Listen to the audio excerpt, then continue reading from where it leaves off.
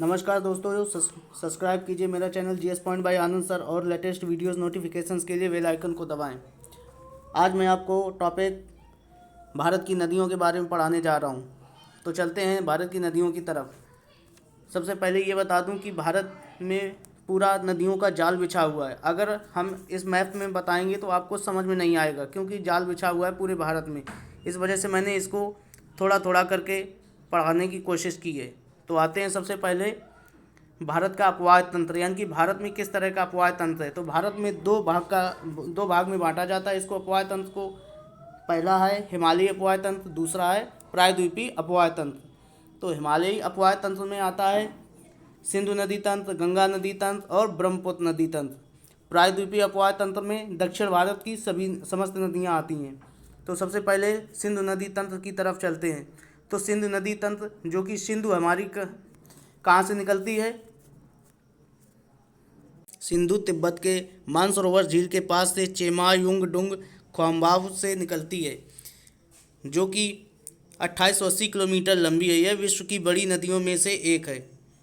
भारत में इसकी लंबाई 1114 किलोमीटर है। भारत का लेह शहर सिंधु नदी के दाएं तट पर स्थित है। सिंधु नदी के अरब सागर से मिलने वाली हमारी प्रमुख 5 सहायक नदियां हैं: झेलम, चिनाब, रावी, व्यास और सतलज।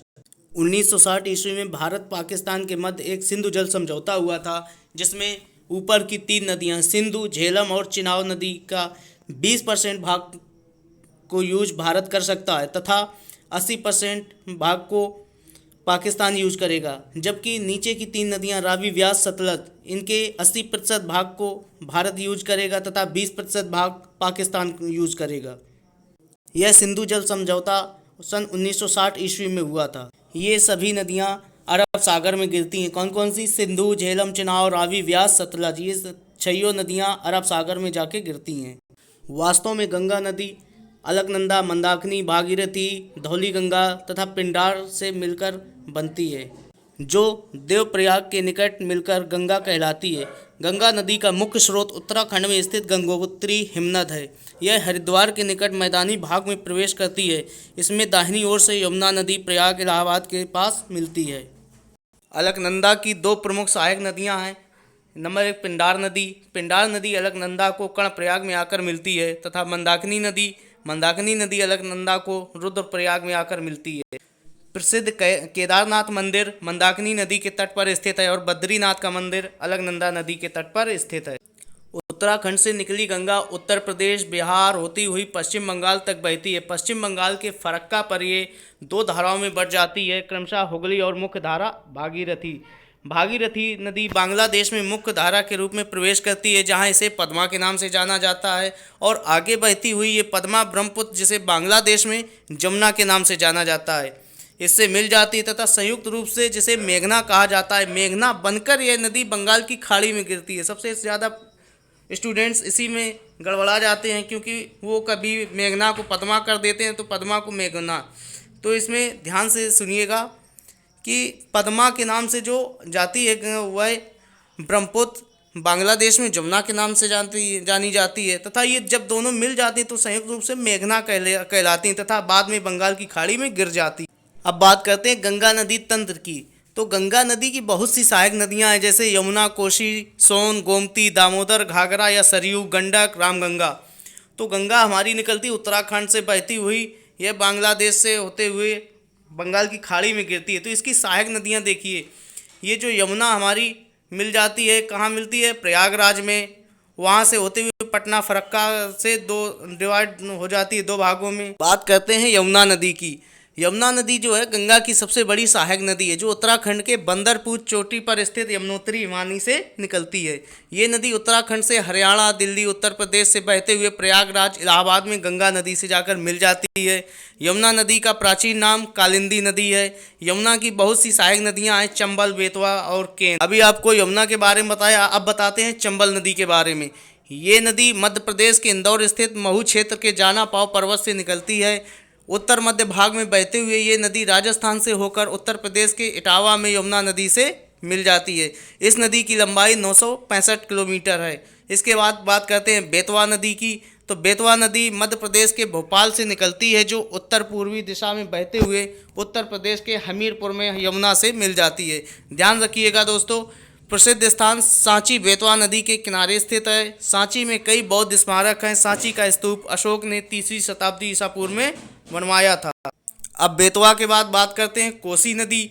ये नदी नेपाल में हिमालय से निकलती है और बिहार में प्रवेश करती है। ये नदी प्रायः अपना मार्ग बदलने के कारण चर्चा में रहती है और इसमें आने वाली बाढ़ से बिहार में अधिक मात्रा में तबाही मच जाती है।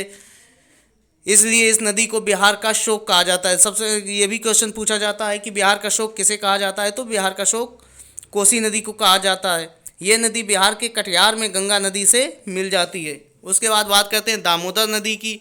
तो झारखंड के छोटा नागपुर पठार से निकलती है और पश्चिम में बहते हुए ये हुगली नदी में जाकर मिल जाती है। इस नदी में अचानक आने वाली बाढ़ के कारण इसे बंगाल का अभिशाप भी कहा जाता है।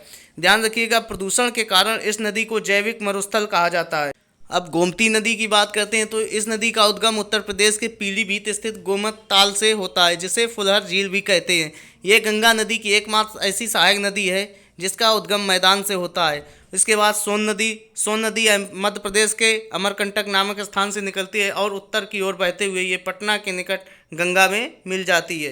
अब यहाँ नोट बना लीजिए दोस्त, सोन नदी और यमुना नदी के बीच जल विभाजन का काम कैमूर की पहाड़ियाँ करती हैं। कैमूर की पहाड़ियाँ आप बात करते हैं तो कहाँ स्थित हैं बताइए?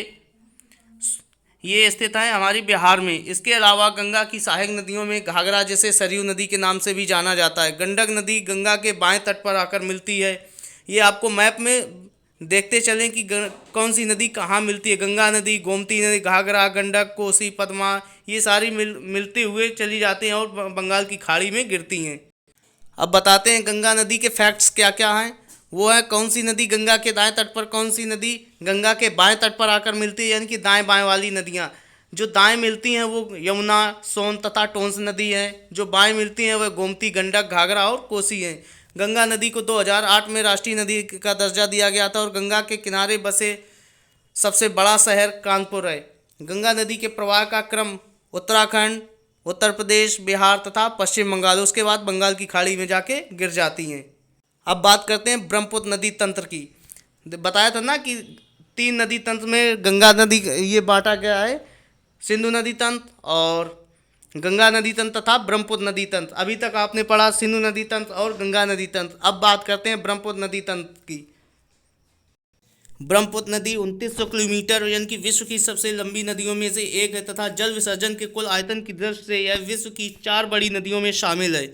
इसका अपवाह तंत्र 3 देशों तिब्बत, भारत व बांग्लादेश में विस्तृत है, जिसका अपवाह क्षेत्र 5,80,080 वर्ग किलोमीटर क्षेत्र में फैला हुआ है। तथा अगर पूछा जाए कि भारत में इसकी लंबाई कितनी है, तो भारत में इसकी 1346 किलोमीटर की लंबाई है। ब्रह्मपुत्र को तिब्बत में सांगपो के नाम से जाना जाता है। मैप में आप लोग देखिएगा कि ब्रह्मपुत्र नदी तिब्बत से निकलती है और तिब्बत से ये चीन से होते हुए ये अरुणाचल प्रदेश, और अरुणाचल प्रदेश से ये आती हुई नीचे ये बंगाल की खाड़ी में आकर गिरती है। तो ब्रह्मपुत्र नदी के बारे में बताते हैं कि ये नदी तिब्बत, भारत और बांग्लादेश से होकर बहती है। ये नदी तिब्बत के मानसरोवर झील के निकट से निकलती है। ध्यान रखिएगा, ब्रह्मपुत्र, सतलज और सिंधु नदियाँ तिब्बत के मानसरोवर के पास से ही निकलती हैं। अब तिब्बत से निकलने वाली इस नदी को तिब्बत में यरलुंग जंगबो के नाम से और सांगपो के नाम से भी जाना जाता है। जब ये नदी भारत में असम घाटी में प्रवेश करती है, जहाँ इसे ब्रह्मपुत्र के नाम से जाना जाता है। इस नदी को अरुणाचल प्रदेश में दिहांग के नाम से जाना जाता है। तो आप लोग नाम, ये कॉन्सेप्ट मत भूलिएगा कि ये कहाँ, जब भारत में प्रवेश करती है तो उसको किस नाम से जाना जाता है। तो भारत में जैसे ही एंट्री करती है तो ये ब्रह्मपुत्र के नाम से जानी जाती है। अरुणाचल प्रदेश में दिहांग के नाम से जानी जाती है। यह ब्रह्मपुत्र नदी असम घाटी में बहते हुए ये नदी बांग्लादेश में प्रवेश करती है, जहाँ इसे जमुना के नाम से जाना जाता है। बांग्लादेश में ये गंगा पद्मा के साथ मिल जाती है और गंगा ब्रह्मपुत्र का संयुक्त रूप मेघना के नाम से जाना जाता है। तथा विश्व का सबसे बड़ा डेल्टा सुंदरवन डेल्टा, जो कि पश्चिम बंगाल में स्थित है, यानी कि सुंदरवन डेल्टा का निर्माण करते हुए बंगाल की खाड़ी में जाकर गिर जाती है। तो अब बात करते हैं ब्रह्मपुत्र की सहायक नदियाँ कौन कौन सी हैं। तिस्ता, सुबनसिरी, कमेंग, मानस, दिबांग, लोहित, बराक तथा कपिली। तिस्ता, सुबनसिरी, कमेंग, मानसर, दिबांग दाएं तट से और लोहित, बराक, दिबांग बाएं तट से ब्रह्मपुत्र में मिलती हैं। ये हमारा था ब्रह्मपुत्र नदी तंत्र का। अब बात करते हैं प्रायद्वीपीय नदी तंत्र यानी कि दूसरा भाग। पहले भाग में तीन पार्ट थे, जो कि हमारा गंगा नदी तंत्र, ब्रह्मपुत्र नदी तंत्र तथा सिंधु नदी तंत्र। अब बात करते हैं प्रायद्वीपीय नदी तंत्र की। तो प्रायद्वीपीय नदियां जो कि हमारे दक्षिण भारत की तरफ हैं, उनकी बात करते हैं तो हिमालयी नदी तंत्र की तुलना में प्रायद्वीपीय नदी तंत्र बहुत अधिक पुरानी है। दक्षिण भारत की नदियां प्रायः वृक्षनुमा अपवाह तंत्र रखती हैं। प्रायद्वीपीय नदियों के अपवाह तंत्र में नर्मदा, ताप्ती, माही, गोदावरी, कृष्णा, कावेरी, महानदी आदि आती हैं। अरब सागर में मिलने वाली नदियां नर्मदा, ताप्ती तथा माही हैं। प्रायद्वीपीय नदियों में सबसे पहले बात करते हैं गोदावरी नदी की। तो यह इसकी लंबाई 1465 किलोमीटर है। यह प्रायद्वीपीय भारत की सबसे लंबी नदी है। ये नदी महाराष्ट्र के नासिक जिले के त्र्यंबकेश्वर से निकलती है और दक्षिण पूर्व की ओर बहते हुए बंगाल की खाड़ी में गिर जाती है। ध्यान रखिएगा, पेनगंगा, इंद्रावती तथा प्रणहिता इसकी प्रमुख सहायक नदियाँ हैं। अब कृष्णा नदी की बात करते हैं तो इसकी लंबाई 1400 किलोमीटर है। कृष्णा नदी प्रायद्वीपीय भारत की दूसरी सबसे बड़ी नदी है।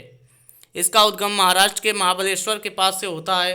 कृष्णा नदी महाराष्ट्र से होते हुए कर्नाटक, तेलंगाना और आंध्र प्रदेश से बहते हुए बंगाल की खाड़ी में जाकर गिर जाती है। कृष्णा नदी की प्रमुख सहायक नदियाँ कौन कौन सी हैं? तुंगभद्रा, कोयना तथा भीमा। कृष्णा नदी जल विवाद जो हुआ था, यह कृष्णा नदी के जल बंटवारे से संबंधित है, जो कि आंध्र प्रदेश, कर्नाटक और महाराष्ट्र के बीच 1957 से चल रहा है। अब बात करते हैं महानदी की। तो महानदी की लंबाई 851 किलोमीटर है। महानदी छत्तीसगढ़, उड़ीसा की प्रमुख नदी है। इसका उद्गम छत्तीसगढ़ के रायपुर के निकट सिहावा पहाड़ी से होता है और ये नदी आगे पूर्व की ओर बहते हुए ये उड़ीसा में प्रवेश करती हैं और डेल्टा का निर्माण करते हुए बंगाल की खाड़ी में गिर जाती हैं। ध्यान रखिएगा, तेल नदी और जोंक महानदी की प्रमुख सहायक नदी हैं। इसके बाद कावेरी नदी की बात करते हैं। आप लोग मैप को भी अच्छे से देखते जाएं, सारी नदियां दर्शा दी गई हैं। आपको समझने के लिए मैंने बहुत मेहनत की है, तो आप देखते रहिए। कावेरी नदी कर्नाटक के कुर्ग के निकट ब्रह्मगिरी पहाड़ियों से निकलती है और कर्नाटक, तमिलनाडु से बहते हुए तिरुचिरापल्ली के पास बंगाल की खाड़ी में गिर जाती हैं। ध्यान रखिएगा, इसे दक्षिण भारत की गंगा भी कहा जाता है। तो ये हमारा नदियों का आज का टॉपिक ख़त्म हुआ। इसके बाद दूसरा लेके आते हैं। तो चैनल, अगर आपको नदियाँ समझ में आई हों तो चैनल को लाइक करें, सब्सक्राइब करें तथा शेयर करें और बेल आइकन को भी। जय हिंद दोस्तों।